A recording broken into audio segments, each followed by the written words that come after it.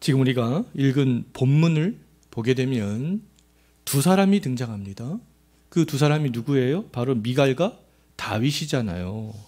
미갈은 사울의 딸이자 다윗의 첫 번째 아내가 되겠습니다. 자, 미갈과 다윗은 똑같은 상황에 사무엘하 6장을 보게 되면 직면하게 되는데요. 근데 똑같은 상황에 직면하는데 서로 생각하는 것이 다르고 바라보는 것이 다르고 집중하는 것이 달라서 똑같은 상황에서도 서로 다른 반응을 보이는 것들을 볼 수가 있어요. 두 사람이 서로 다른 반응을 보이는 이유는 바로 좀 전에 말씀드렸지만 관심사가 달랐기 때문에, 보는 것이 달랐기 때문에, 생각하는 것이 달랐기 때문에 그렇습니다. 자, 미갈과 다윗은요, 하나님의 임재를 상징하는 이 하나님의 언약궤가 다윗성으로 지금 막 들어오고 있는 것을 지금 동일하게 그 광경들을 목격하고 있었어요. 그런데 그들이 보이는 반응은 서로 달랐습니다. 하나님의 언약궤가 다윗성으로 들어올 때 그 두 사람이 어떤 반응을 보였는지 우리가 16절을 보면 알 수 있는데요. 16절을 다시 한번 보시기 바라겠습니다. 먼저 다윗은 어떤 반응을 보이는 것 같아요? 하나님의 언약궤가 지금 막 다윗성으로 들어올 때 주체할 수 없는 기쁨 때문에 몸이 막 저절로 움직여지는 그런 것들을 볼 수 있잖아요. 다윗은 기뻐 뛰면서 덩실덩실 막 춤을 추기 시작했습니다. 예? 사무엘이 선지자일 때부터 이 하나님의 언약궤는요, 블레셋 진영에 빼앗겼다가 다시 돌아왔다가 또 다시 블레셋 진영으로 빼앗겼다가 그런 것들을 수차례 반복했습니다. 이제 사울이 이제 왕이 된 이후에 이제 왕위에서 물러가고 다윗이 왕이 된 이후에 다시 블레셋과의 전투에서 승리해서 지금 블레셋 땅에 있던 언약궤가요 다시 다윗성으로 오고 있는 중이었어요. 근데 오고 있는 중에도 많은 일들이 있었잖아요. 우사가 하나님의 언약궤를 붙들려고 하다가 죽임을 당했고, 그로 인해서 석 달 동안 이 하나님의 언약궤는 오베드돔의 집에서 머물러 있었습니다. 근데 다윗이 그렇게 어려운 그런 과정을 거치면서 하나님의 언약궤가 이 자기가 살고 있는 다윗성으로 들어오는 것을 바라볼 때 다윗은 너무나 기뻤기 때문에 막 덩실덩실 춤을 출 수밖에 없었어요. 그런데 반면 미갈은 지금 어떤 반응을 보이고 있습니까? 다윗이 뛰고 춤추는 모습을 창으로 이렇게 내다보면서 마음으로 다윗을 어떻게 생각하고 있어요? 16절 말씀을 보게 되면 업신여기고 있잖아요. 예? 심중에서 다윗을 업신여겼던 미갈은 이제 다윗이 성 안으로 들어오자 이제 마음속에서 품었던 말을 다윗 면전 앞에서 쏟아내기 시작합니다. 다윗을 향한 미갈의 말은요, 다윗을 경멸하는 말이었는데요, 비웃는 말이었어요. 미갈이 다윗을 어떻게 경멸하고 비웃었는지는 20절 말씀을 보면 잘 알 수 있습니다. 비아냥거리는 그런 말투로 다윗에게 그렇게 이야기하고 있는 것을 볼 수가 있어요. 자, 미갈이 다윗을 보면서 업신여기고 경멸하는 말을 한 것은요, 이 인간적인 생각에 지금 집중했기 때문에 그렇습니다. 미갈은 하나님의 언약궤가 들어올 때 왕으로서 보여야 할 때 그런 행동은 막 뛰고 춤추는 그런 행동이 아니다라는 것이죠. 그것은 왕으로서 채통이 없고 위신을 떨어뜨리는 것이다. 미갈은 그렇게 생각했어요. 왕으로서 보여야 될 것은 근엄함 아니겠느냐. 미갈은 그렇게 생각했던 것이죠. 하나님의 언약궤가 들어오고 있음에도 불구하고 미갈은 하나님의 언약궤가 눈에 들어왔어요? 들어오지 않았어요? 들어오지 않았던 거예요. 미갈의 눈에 들어왔던 것은 뭐냐 하면 다윗의 행동이었습니다. 하나님의 언약궤가 아니었어요. 다윗의 행동이 먼저 미갈의 눈에 싹 들어오게 되었던 것이죠. 자, 미갈은 그렇다면 언약궤의 중요성도 언약궤의 의미도 알지 못한 거 아니겠어요? 하나님의 임재를 상징하는 언약궤가 지금 예루살렘의 다윗성으로 막 들어오고 있는데 미갈에게 하나님을 향한 신실한 믿음이 있었다면 미갈의 반응은 달랐겠죠. 창으로 내다보면서 다윗을 비웃지 않고 문을 열고 밖으로 뛰쳐나가 다윗과 함께 춤을 추며 기뻐하지 않았겠어요? 여보, 왕이시여, 드디어 하나님의 임재하시는 그 언약궤가 우리의 성으로 들어오고 있습니다. 아마 미갈도 하나님 향한 신실한 믿음이 있었다면 다윗과 함께 기뻐했을 거예요. 근데 다윗 성으로 들어왔을 때에도 다윗을 향해 빈정거리는 말을 하지 않았을 것입니다. 다윗과 함께 기쁨의 말들을 아마 주고받았을 거예요. 자, 우리들도 하나님을 생각하지 않고 인간적인 것들을 먼저 생각하면 미갈처럼 될 수 있어요. 미갈의 시각을 우리도 가질 수 있습니다. 미갈처럼 하나님은 보이지 않고, 하나님이 그 언약궤 안에 지금 막 임재하고 계시는데도 하나님은 보이지 않고 자기의 기준과 자기의 생각이 먼저 미갈처럼 앞설 수 있는 거 아니겠습니까? 그래서 다른 사람들은 다 은혜 받고 있는데 자기 혼자 인간적인 생각으로 사람들을 바라보면서 지금 판단하고 있는 거 아니겠어요? 하나님을 향한 그런 기쁨을 누리지 못한 채 신앙생활을 하게 될 수 있다라는 겁니다. 신앙생활을 하면서도 신앙생활을 하는 기쁨이 없다면 미갈처럼요, 하나님이 임재하시는 그 순간에 하나님의 것을 생각하지 않는 거 아니겠어요? 왜 다윗은 그렇게 은혜가 충만한데 왜 미갈은 왜 은혜가 충만하지 않겠어요? 자, 예배는 하나님이 임재하시는 그런 시간들 아니겠습니까? 그럼에도 불구하고 자기의 생각이나 인간적인 것에 집중하는 사람들은 미갈처럼, 옆에 있는 사람들은 막 은혜를 받는데, 근데 그렇지 못한 사람들은요, 미갈처럼 하나님께서 임재하시는 그런 기쁨들을 경험할 수가 없어요. 왜 조명이 왜 이래? 마이크 시절은 왜 이래? 옆에 앉는 사람들은 왜 옷을 이렇게 입었어? 목사님은 왜 무슨 이런 넥타이를 맸어? 왜 머리 스타일은 왜 또 이래? 온통 인간적인 것에 집중할 수밖에 없게 되는 거 아니겠어요? 자, 자기의 기준과 그 자기의 생각 때문에 하나님의 임재 속으로 지금 미갈이 못 들어가고 있는 거잖아요. 그렇게 될 수 있다라는 겁니다. 하나님이 주시는 은혜도 경험하지 못할 수 있는 거 아니겠어요? 자, 하나님의 언약궤가 들어올 때 정상적인 신앙을 가진 사람이라면 사람에게 집중하지 말고 하나님이 임재하시는 언약궤에 집중해야 되는 거 아니겠어요? 언약궤에 집중하지 않고 사람에게 집중하면 미갈처럼요, 다윗이 뛰고 춤추는 것을 이해하지 못하게 됩니다. 저 사람 왜 저래? 왜 이 사람은 저렇게 신앙생활을 해? 이해하지 못하게 되는 거 아니겠어요? 하나님은 하나님의 언약궤와 함께 하신다는 사실을 이미 언약궤가 오베데돔의 집에요, 석 달 동안 머물러 있을 때 하나님께서 이미 보여주셨어요. 블레셋 진영에 있을 때는 그 언약궤 가운데 하나님이 함께 임재하지 않으셨잖아요. 근데 다윗 성으로 들어오기 전에 오베데돔의 집에 석 달 동안 언약궤가 있을 때 그 언약궤와 함께 하신다는 하나님의 임재를 하나님께서 이미 보여주었습니다. 어떻게 해요? 하나님이 그 언약궤가 있는 오베데돔의 집에 복을 베풀어 주셨어요. 그래서 오베데돔은 하나님 베풀어 주는 복을 받고 또 소유의 그런 복도 받아 누리게 되었습니다. 다윗은요, 자, 오베데돔을 통해서 언약궤와 함께 하시는 하나님의 임재를 확신했어요. 하나님의 언약궤가 오베데돔의 집에 있을 때 오베데돔의 집에 하나님께서 복을 주셨구나. 사무엘하 6장 12절을 보면 잘 알 수 있습니다. 복을 주셨구나.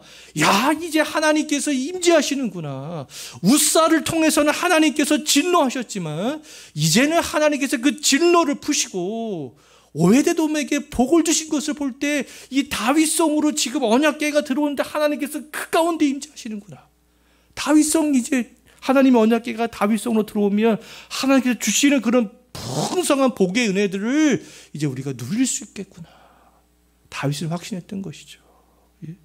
그런 하나님의 함께 하시는 은혜가 있는데 어떻게 뛰지 않을 수 있겠어요? 어떻게 이렇게 덩실덩실 춤을 추지 않을 수 있겠습니까? 다윗의 시각은 지금 하나님께 맞춰 있는데요. 자, 근데 미갈은 하나님의 임재보다 지금 다윗의 채통을 중시했고 다윗의 채통이 집중했기 때문에 하나님의 임재도 경험할 수 없었고, 다윗이 보이는 그런 행동은 더더군다나 이해할 수가 없었던 거죠. 다윗이 언약궤가 들어올 때 뛰고 춤출 수 있었던 것은요, 언약궤에 임재하신 하나님 때문이었잖아요. 미갈은 다윗이 뛰고 춤추는 것을 비웃었지만 다윗의 이러한 행동은 하나님 앞에서 선한 것이었고 기쁨의 표현이었습니다. 미갈이 심중에서 업신여기고 빈정대는 말을 했을 때 다윗이 미갈에게 어떤 말을 했을까요? 예. 지금 업신여기고 막 경멸하고 빈정거리는 어투로 지금 미갈이 다윗에게 막 이야기를 하고 있습니다. 그때 다윗은 미갈에게 어떤 말을 했는가? 21절, 아까 우리가 읽었던 21절 다시 한번 보십시오. 다윗이 첫 문장에서 뭐라고 말씀하고 있어요? 여호와 앞에 산 거야, 나는. 예? 나의 이렇게 덩실덩실 춤추고 뛰는 것은 내가 사람들 앞에서 한 게 아니다. 나 하나님 앞에서 이렇게 한 거야. 예? 다윗의 생각은 온통 하나님께 집중이 되어져 있었잖아요. 다윗은 하나님의 임재 앞에 자기가 서 있는 것으로 그렇게 생각했습니다. 다윗이 뛰고 춤을 춘 것은 하나님을 향한 기쁨의 표현이었던 것이죠. 왕으로서 채통을 지키는 것보다 하나님의 임재 속에서 기쁨의 감정을 표출하는 것을 다윗은 훨씬 더 중요하게 생각했습니다. 하나님 앞에서 내가 뭔들 못하겠는가. 예.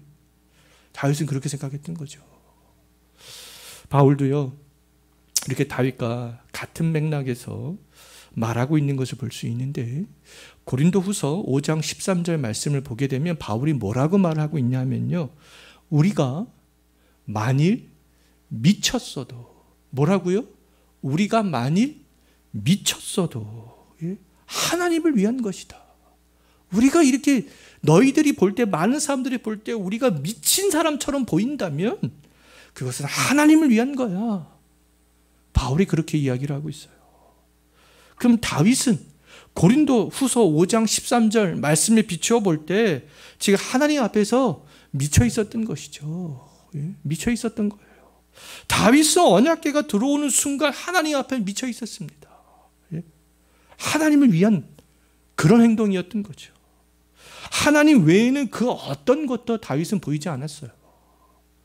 자, 우리 모두는 하나님 앞에 서 있는 사람들이잖아요. 하나님이 안 계시는 곳이 있어요. 항상 우리가 뭐 코람데오 이렇게 얘기를 하지만 우리는 모두 다 하나님 앞에 서 있는 사람들이잖아요. 하나님 앞에서 정상적인 사람은 미갈이 아니잖아요. 하나님께 미쳐있는 그런 다윗 아니겠어요? 바울 아니겠습니까? 하나님은 하나님 때문에 미친 사람들을 정상적으로 보시는 그런 분이라는 거죠. 오히려 하나님은 하나님 앞에 있으면서도 미갈처럼 인간적인 채통을 먼저 생각하는 사람을 비정상으로 그렇게 보시는 분이라는 거예요. 세상 사람들은 우리들이 하나님 앞에서 미치면 미칠수록 미갈처럼 업신여길 거예요. 경멸하는 말들을 쏟아낼 겁니다. 근데 그것은 어쩔 수 없는 일들 아니겠어요. 하나님의 것을 생각할 수도 없고요. 하나님의 것이 보이지도 않는 사람들은 그렇게 말할 수밖에 없어요. 미갈은 그렇게 말할 수밖에 없습니다.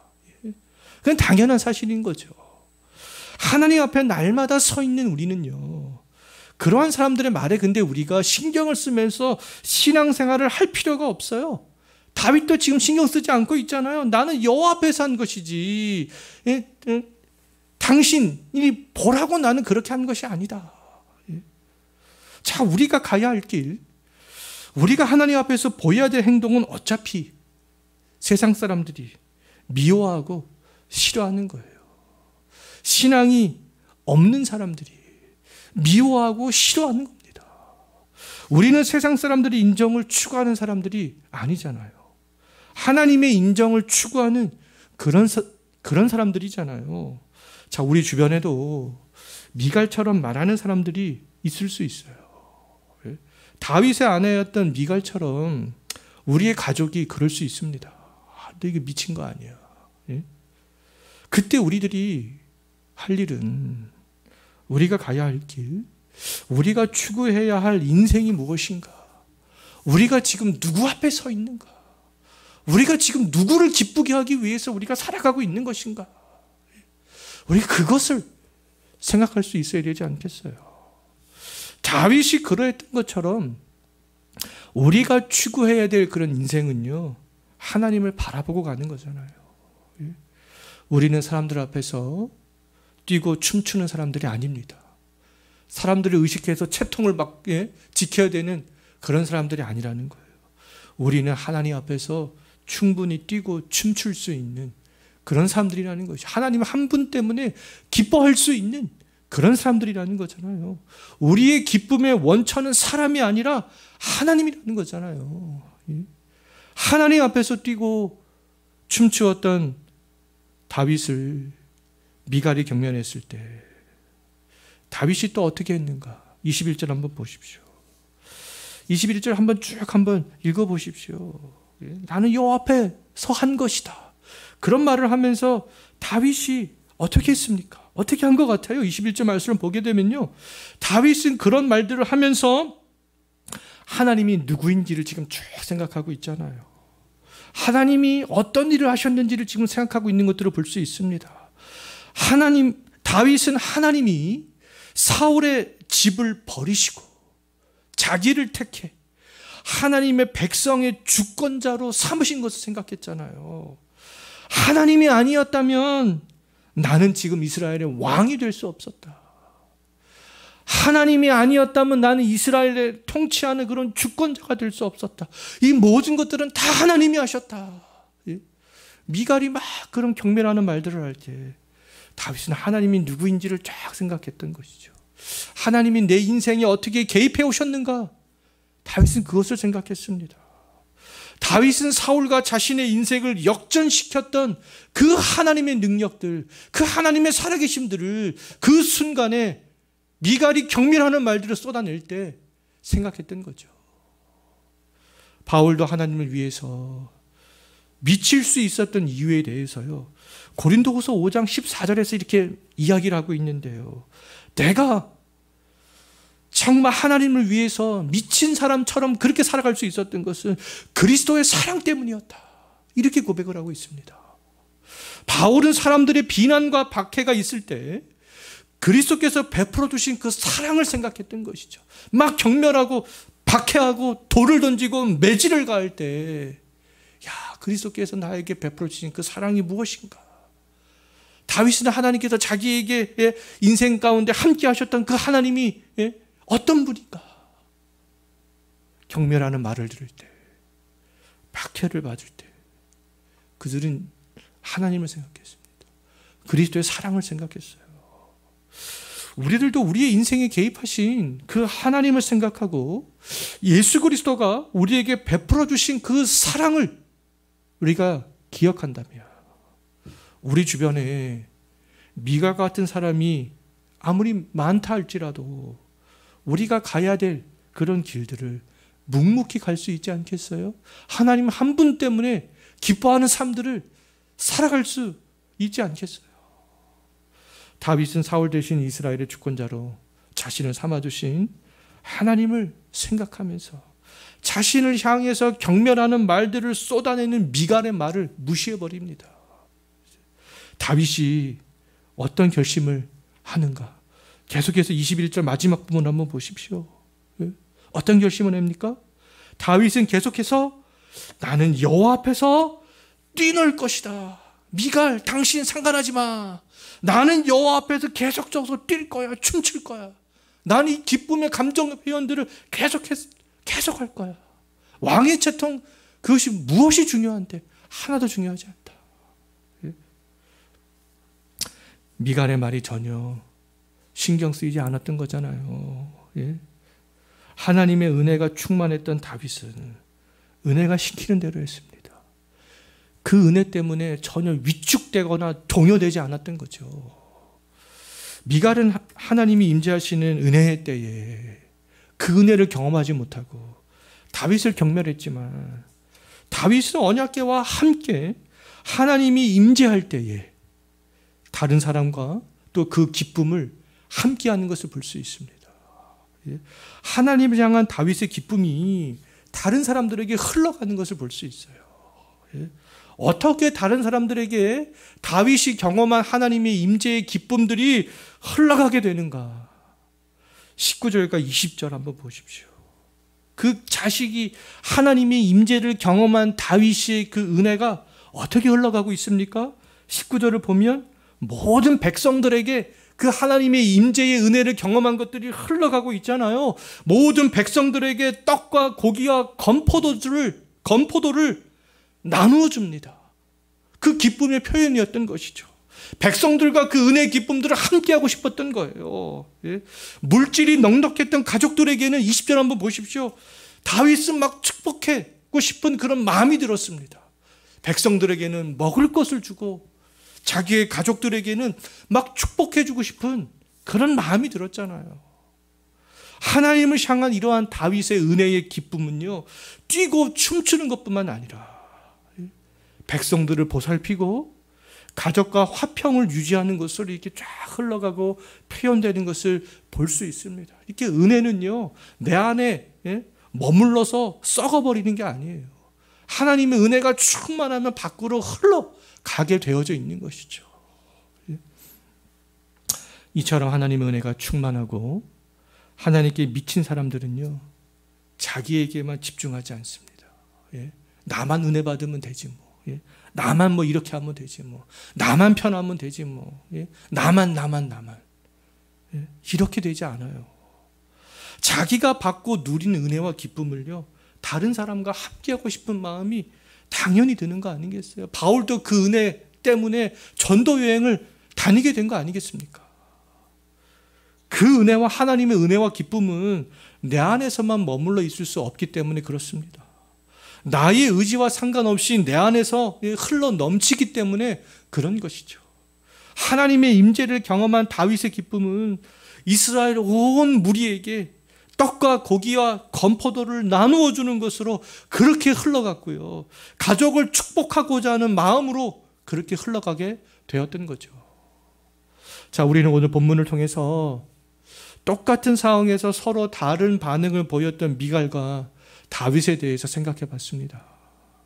미갈과 같은 사람은 언제든지 우리 주변에 있을 수 있어요. 그런 사람들 굉장히 많이 있을 수 있습니다.